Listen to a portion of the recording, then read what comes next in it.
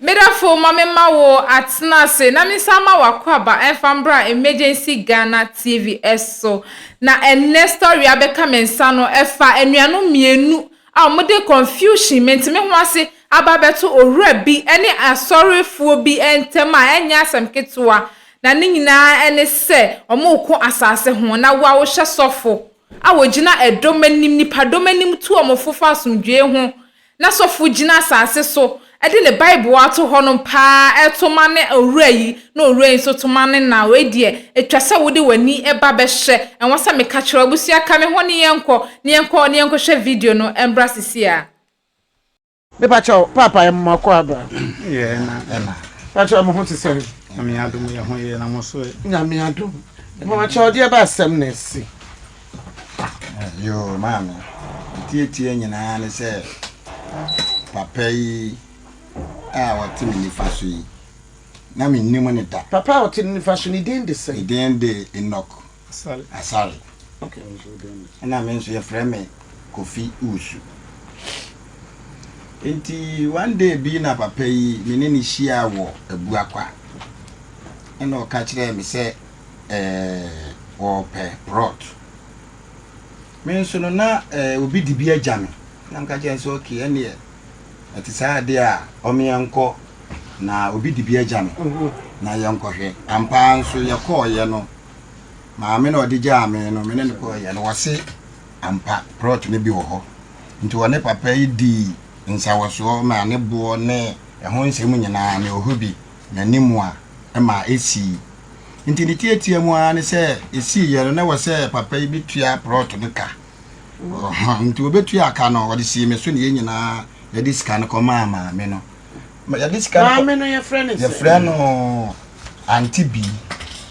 okay nti ya de koma no prot no eho asem akoye bebre nti ye wura mu na ye kohu se wone na busua wodam no baako na etwe prot no ho nti wono ka se aye fie ne de on be solve na kire se bibia de na asem ko okay prot ye ka ho asem oni dim asase ye hunu prot no say half prot quarter prot na ne buo kra ye say ye ntu ankomo no so achomati prot no ye ko hwe ye no ne nuru fu papa eno nso a be bro half inti no ye hwe ba bia na da no ka se prot no buo ye 250 million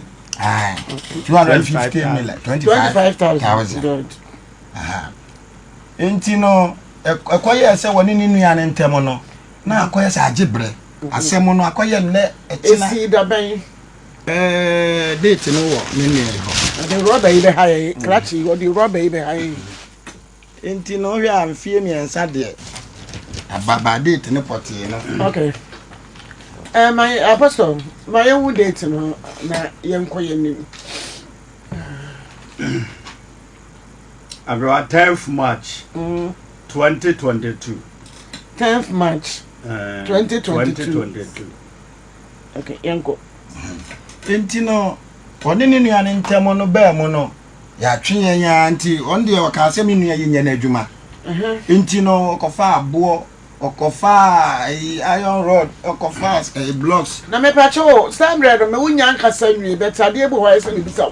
ansa na ade ne ko yeso won kwaje proto no a wo kwaje ye mpacho enkrata aka ho mpacho enkrata aka ho mpacho woni enkrata na me nhwe se ye original anuoma ne ye ka ho asem a na ye nyina ye hu sabe ya yense adaje kura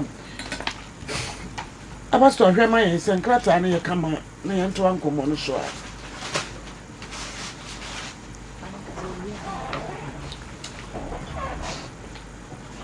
a eyo Abrewa we no ye me pacho ma ne mic ne mai mai we ye indenture na omo boy but enye allocation paper okay yeah so allocation atoma agogo stool land okay nte sanity okay ana ona di omo nsa sha ase so ewo ho okay na atoma agogo hene okay na okay Kofi Bobie okay ena ono so hwan de na we na dance ni ono so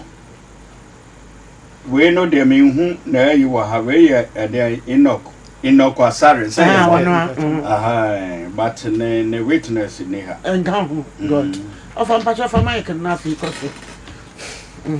nti maame ye ball no na kire se e wo se asase no se de aduro ni de ye manana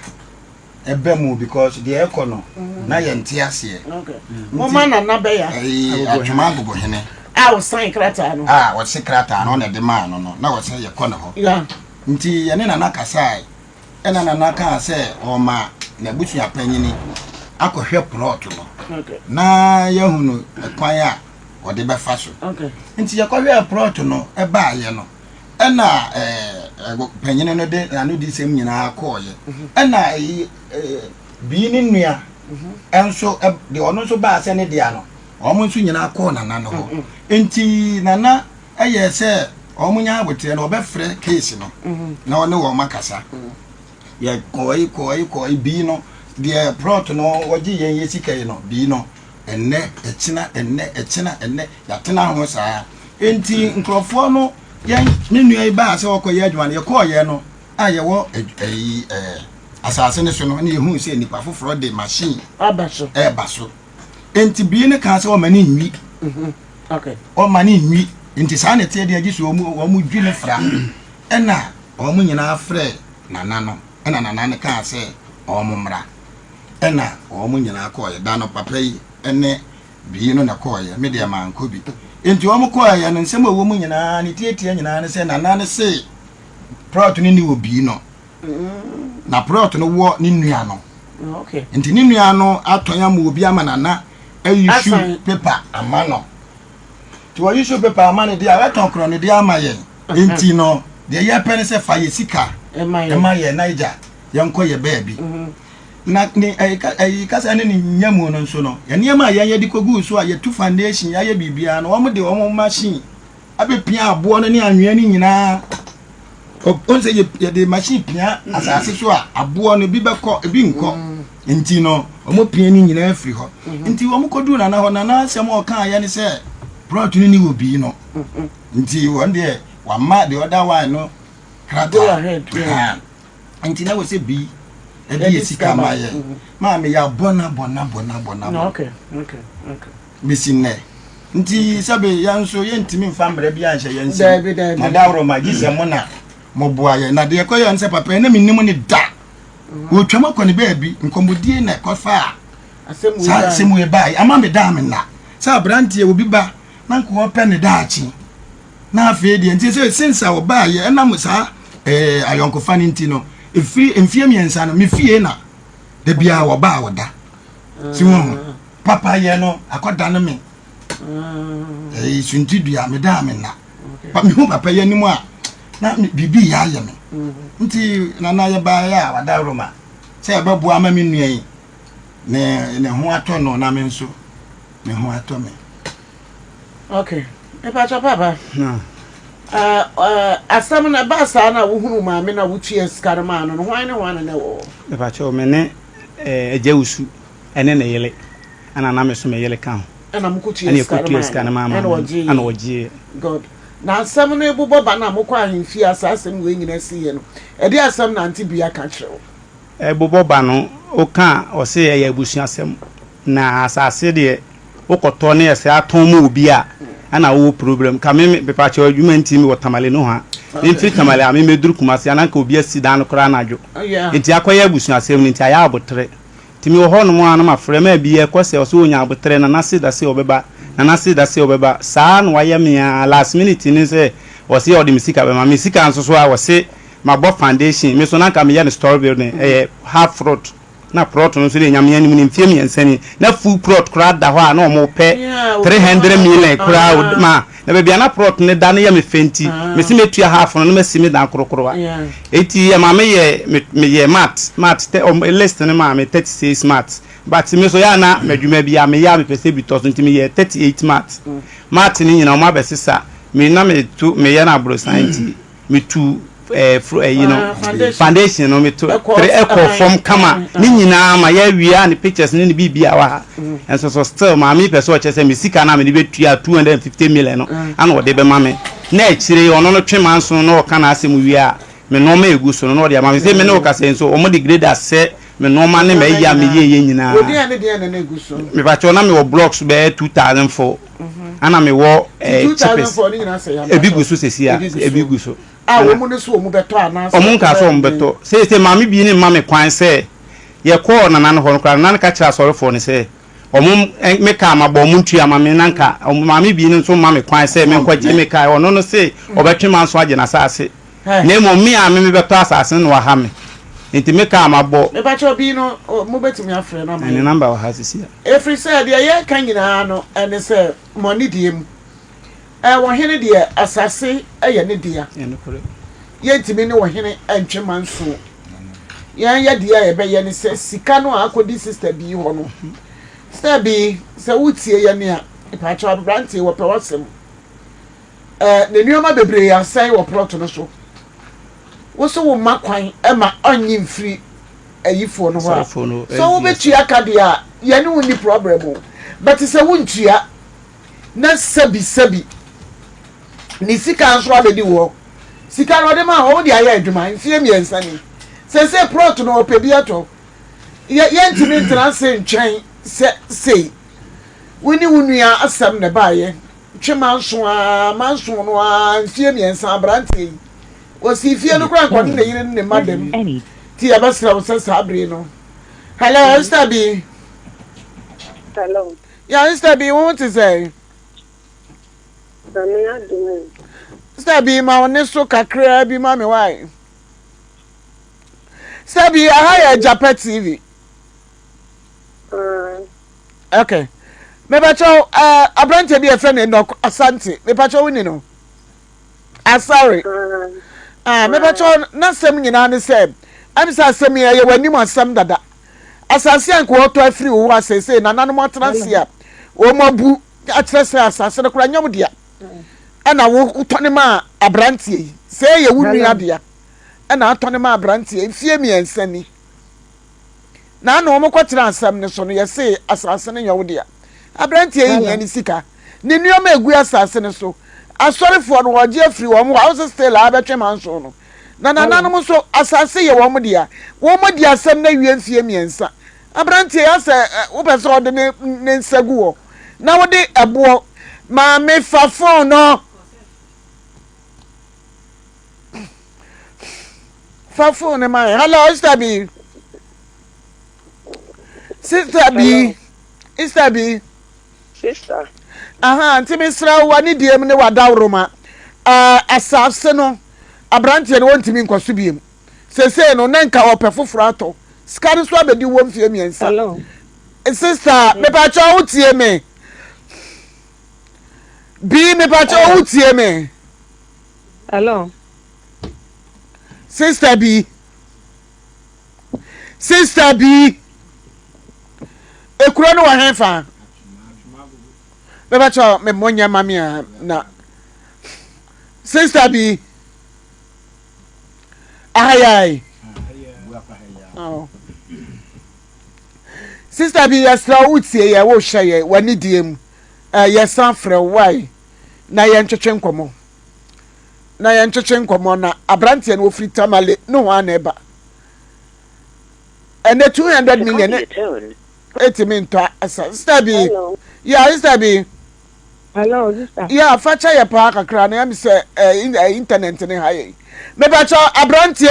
enokasante asari na sas sam no say enya anyi bi hello me pa cho asma me ka no tie me pa cho wa wani diem enokasari na sas sam no enya nto enya ntua na nanom di asam no yesi asase ne nyawo dia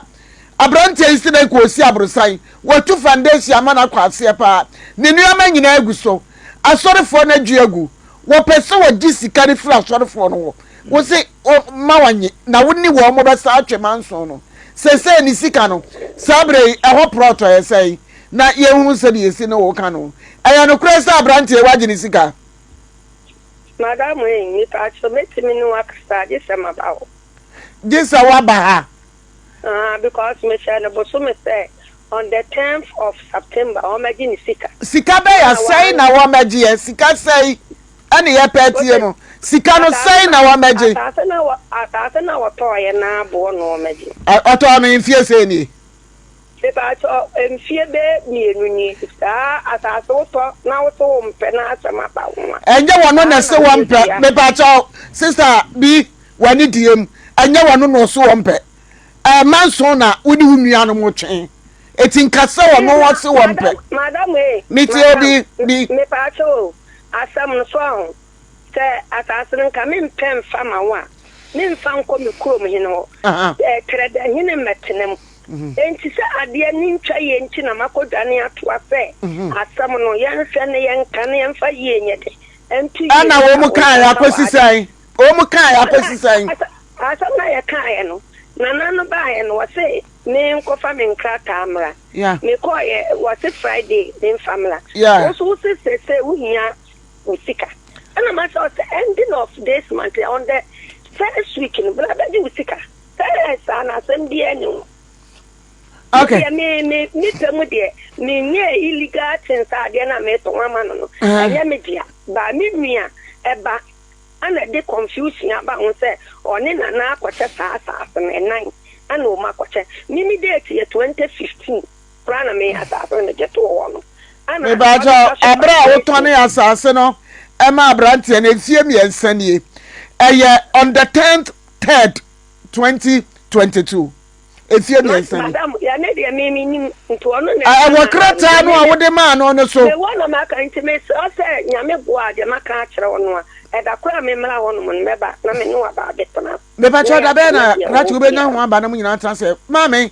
eda ye be nya ho ye kira. Because Abranti ro fit tamale na ba. Me ni hanom nti akira de me nya ho ma. Me wo manso na me ye atuma. Okay. It is a say no da be na abeba. Me pa cho da be na abeba. Nti me pa cho yan fan say e meba a Tuesday and Friday na meba nti Monday no frame meba. Anti ubeba Monday wa. Abranti e usa so ko. Obetimi afiri tamale asamba. Oh, my being international. Okay. Me who are the Panidia. A sign to me. A sign at one also so I am a son cassia. A sign sister be at one. I am brandy and so no. A son cassia of Fritamare. And a badabia. Oh, Fritamale. Since no crown was the one call. Na wan samra no o kata malaba nipa de ofre me ka me ba dia wo na me nata me de me niama ko hia so mi da wo ba enye. You see sister B answer we ya is selfish answer we ya o pesa wo to na wo bia brantie e ho kire no. Why are you saying that? So de me ko o ka so de me ko Agyapa wa me mfa me niama nko say yantoma me jawaba. Eti boy no ensa nkosirem abrantie ni nkosirem nsamra onkosirem na won samra adwada no ho apostle kasa no fa se da obenya nwan na maba be hia nyambo akina menya ho metwen ni ko hia ne na be se ko hia so ma bi benya ho dia nyambo akina metwen akina na obenya wasi kira na obenya ho sister bi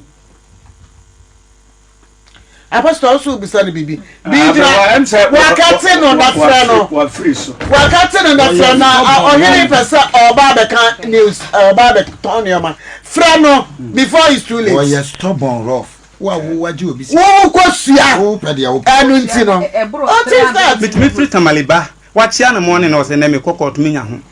Mene na 2 weeks bia metimi tamaliba. Mama ye nipa boni ni. Fie me ensa. Tapia so o se 2 weeks. Me ba cho obi mfa ne phone fe. Mami na my sister dey wo na accounting fa. Chewe ya ma ho. At times ya na me ka se ma obi ye bibi ya ma na ye mo ma ya na ye ya. But ye ma ni bi. Ekwan ya de nkrofo ma bi fa so. Ya na ye wi afi se ya nso ye wo ma ni bi. Ye call na ho na kura ka say. Don't do that. Mami papa kan anu tum. The price of the current caller tune I don't know where sir. 50 pesos for 30 days. Sister B. Sister B. Apostle ko. Sister B. Sister. Me pacho. Mambi. La. Me pacho ukosia no me pacho ehia chain. Mr. Asare asemu ye wo hoyi. Ade nti na wontumi enhwe na wonkura no na womba. Ehia nsere no na emom no. Oba ha mande. Na oka asenka de mene ne kan no. Wa anti asianka menye load nko. Okay, land no osina na bo ne no ma guso. Na wo ka se prot no sika wotoye na no na wo de be ma no. Sa no ma na wo makodu agu no be nden. Pese. Endo ma na ne guso ne chepins ne anua ne guso. Ofre masam no me ka kira mo se. Mo ma me mra ho. Wi ase enipa yetna ne ye. I'm finished too. Me ba cho bi nyame aduma Monday. Ya ba hwe wanim anopa nundu. Wacha kura ye nundu ni fa wan. Martin. Me ba cho. As I say ye de o ta mo ma wo. Na because we dey upon koko nju on so nkono no so no you can't force the eager your friend is eager oh come on come for horse you can't force horse it's in your best repair your money time we eager me kai ma kan sama yan kana e ba cho baba peja ezino ponko na me say horse ponko na me say eager no krache tenase wo baby e de wakonya ni isi no de ye pese yetie no ana yate no because abeba ne say sister ana ma me no osenya me yadoma edwoda na obenya ho aba me pa cho wogi asem wi say me pa cho many problem because o de aya me am matwampie mi ansa nti say o se dwoda mate ambo dwoda me saba papa Mami ni na enim ni yie o mu se ma wi asem mami na enim ni yie na ma abranti abeton hwehwe kasie mu sei mami enya me bu apaye na enya de me penu ni me ne wo mu mi fie ni o mu fie ni ye bo ho ye tikuro mu ho no mami no mami ewu me nim se o mu won saase mi ande mi nim se ni mami ne ti ase no o mu saase wo kuro mu ho enti me no wo de tu o manim no mama mpopumiti enti papa ene na yire ebesua mi mpofire mu no na kire se me no minim baabi a me kɔ se baabi a me kɔ no na minim se enye baabi bɔne nti wo wa bɔno a still wo so dada ai eda na ye kɔ ya papa me ne papa nyina kɔ ya wo ka se wo kɔkɔ tunti akonwa kra o ma ebi na me ka ho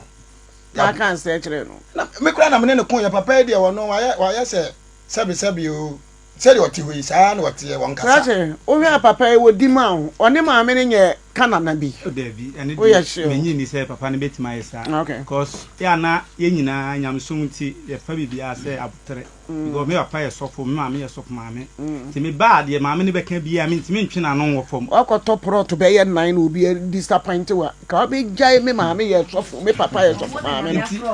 unyame afro sa okoto be ye mpre nan ene obi disappoint wa kasa me ma me ye sofo me papa ye sofo ka be pre ato baby asofo no kura sabie binum ebu ye ye dwane wode ko asofo koto asase wode asofo di wachi asofo probibu no mfa ne wonche ya no na wo ne ba no kura na papa yinti no ma me no me ne tintem o ba ko eduru baby kura no ase makoye tamfo god because say wa kwaye tamfo mo betwen yen na ye ne mo abekasa kokoa mu na afi no adwada nyame ya adoma sister mrafia na saa di 250 no a wode ne nanam no a okeka no ono obi dibidi ne baba ma kebe ne de ya ade bi wo ho no mo a ye nka ihunu sesabi ogi obi sika na wo de ye adwuma ye nya saa de nkire obi so wan hwe ya usika de ye adwuma kra wan hwe ya na akate asiso na akwafa nsem bebre aba honorable Awa yanko eda sepa ye kwa the first case yi so a ye brother na so ye papa Mr. Enoch Asare ene ye papa Kofi Iwusu asam ne so kakra emra ye papa Kofi Iwusu se wo hu ye Mr. Eric che se obetena ne fie wo ne yire eno wo so mo pass ase edi asidan wo de wo se ye wo yo eye anti bi ben yi a wonim so maame ewaje na japade na wodi ye papa Mr. Eric enim ekope asase ema no na papa no nyame so ade pa de enti amama hunu se eye Mr. Kofi Wusu etime nyame so ade ne se one person wo bepe Mr. Eric bone isa asase o okoto ama ne kura no eye asase bone wadi nanim edi na ba ha wo ba ye kura no asaje kasa na eka ama Mr. Eric nso hunu se ye papa Kofi Wusu ontimi nya ne bone da na ye besre anti bi se wo se Monday wo be ba ye hwe wanim ena nkasa ye mu no wo se woni ye papa Eric kasa he said next month who discan be ma no wo se wadada na for 3 years enie ne nsan kan ye eti no waba no ena ha so de ye nim se wutimi ma me dada ye anti bi ye sro ye hwe wanim de wo ka no se 3 years nie mo bo pipe se da so enye 2 years enem rei no enne sika ye to asase ne bo no that time no se sika ne ye gini biem ye gini enne sika ti ante bi hya ne so e wo manso honum na wo na wo ba no ese wo ba bisa ho bo wo musu be bisa asase bo no waje adenti na wakoto wo nua de nuafo de na da ne manso na papa waje ni sika boso ana asase boso for 3 years o si na brosan na akodru sabre na ogini sika wo se wo mpene metwe manso wodi ko na nanem wo anya ye di ya buatia wo di enti na wodi ane ede se chenchina metwe manso manso so ye di sika na etwe enti anti bi se wo manso wo ni unuanom e betwe di aye sro se for your brother sika ma no akwa pasa ase di bi nto na wanya manso bi na wo twe anu wo twe so no susu twe na tia ye nyina ye tia eti ye besre ye papa no ogini sika and sorry for na anwea na eguso no any blocks no enam wanti bi wo so eno de sa blocks ni kokoku ye enti se wonua na to asase ama wo bi a na blocks ne enka ho bi woni wonua no monkasa ene sorry for ne nkasa na asase ne eto anye de anwea ne blocks ne mo ba na eguonum ne to ama na papa no obeje ena je wo je no de motu na masai no ni trip dudu eguonum no mbekwa akofa abre no anase mo betu ahu scammer no because want me san akofa cancer sa de eguonum na aka no enka ho da eka ni nyina te bi egu so eti manso no de kese pa na eba ne wonu nua no mo twekra de esusa eti esro ye bra Eric aha na odi adru ni de nya botere ma ye wate woni problem kra won sabeka wo sika na wo so no owie no obusua akobo mo bra na ye papa Kofi Wusu so papa wo ya akowie ni sei no no so da watimi ada anka manso ha ye die kosua ne 200 and something million ne blocks ne ade ekeka won anti bi adenti na wonwe papa ho 3 years na nka wontimi tusu naima wono aso wo kwata kradio sa hene kra no tamali wansu ni case ka ho na wo manso ha ye anwa kwanta ha ye a ubeti medi just one na wedru kumase wusu ukosua bese yate Monday na nchecheche kra na e wona fe ye hwe wanim Pastor Yanko Abrewa medase asama edikan eye Kofi Wusu ya ono ye middleman ena odi animu ekoto asase edema Mr. Asare na sede honorable asi akabie no bede kakra bi soso ade a yehu nyina ne se me kwa antibie no so straight antibie na ono no eton asase no so ama na tiase se sika no onye ne ready nensi hu a wo so ode si hu no waye ne ready esan says waton ade ama obi na sa woni wobusunya mu no bi na Abrewa esi ana momo twen a ono abeto wo aton ama no de ono woni problem o oso pese okọ asase no so du baabi no osemo onko ama wobusunya na aton asase na sa ama asori bi ama asori no akodwi na nuane na bo ne no ma egusu nyina agu enti saa no ma ne nyina ntebi nka hunu se eye neka eye ka woso otua ede ka misasare ho enye saa sika woto ye no dadaada na no so mire enemire mu no no obeje odebi ebesi ho ede ama no because enye saa ne yetrawe Abrewa ye hwe ensem aya na ebeba ene ebi mpo a yetete no a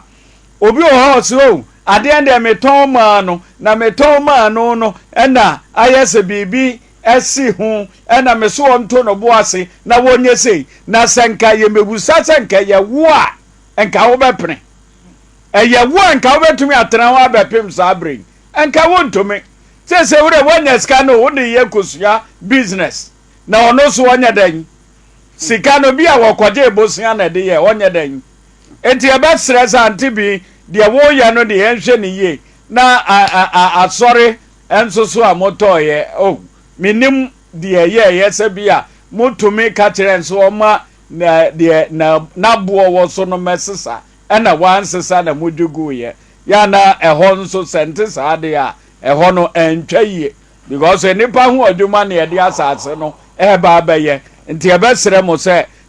ankosa mo ntumi ankomo ahu ne wura no na modwi ne nyina afra na tie de a eho no entwaye kura nti atebi baabi a wo bi esika no betua na wotua eho mbo enso so de aka ho na ade a na ye me ya nso so de kosua ewo manso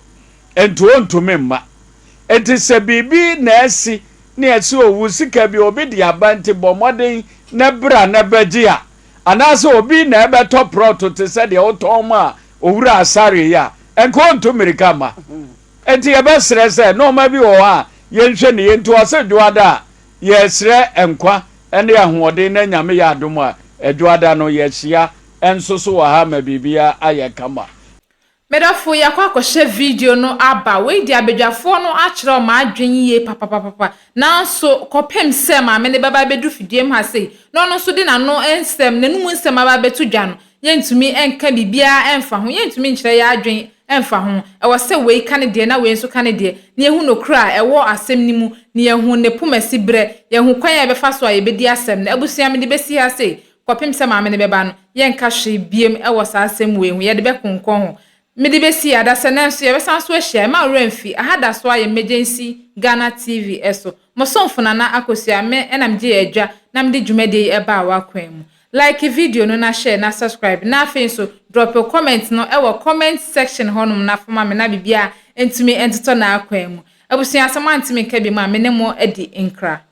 Have you ever tried to buy something online only to get scammed, or have the seller waste your time? Or maybe you're a seller who spends hours preparing an order only for the buyer to cancel last minute? We get it. That's why we created Copland, a simple, secured marketplace designed to protect both buyers and sellers. Copland is here to end their frustrations with a reliable solution. Our team noticed that a lot of people are either being scammed or losing valuable time and resources due to unregulated marketplace practices. So we built Copland to tackle this problem. So Copland uses a secure payment method known as escrow, which keeps payment safe until both the buyers and the sellers are satisfied with the transaction. Here is how it works. When a buyer orders an item, the payment is held securely, meaning the seller doesn't get paid until the item is successfully delivered. The seller is notified and can accept or decline the order. If accepted, they reach out to arrange the delivery. Once the item is delivered, the seller marks it as delivered. So from there, the buyer has 48 hours to confirm they are happy with the product or to request a revision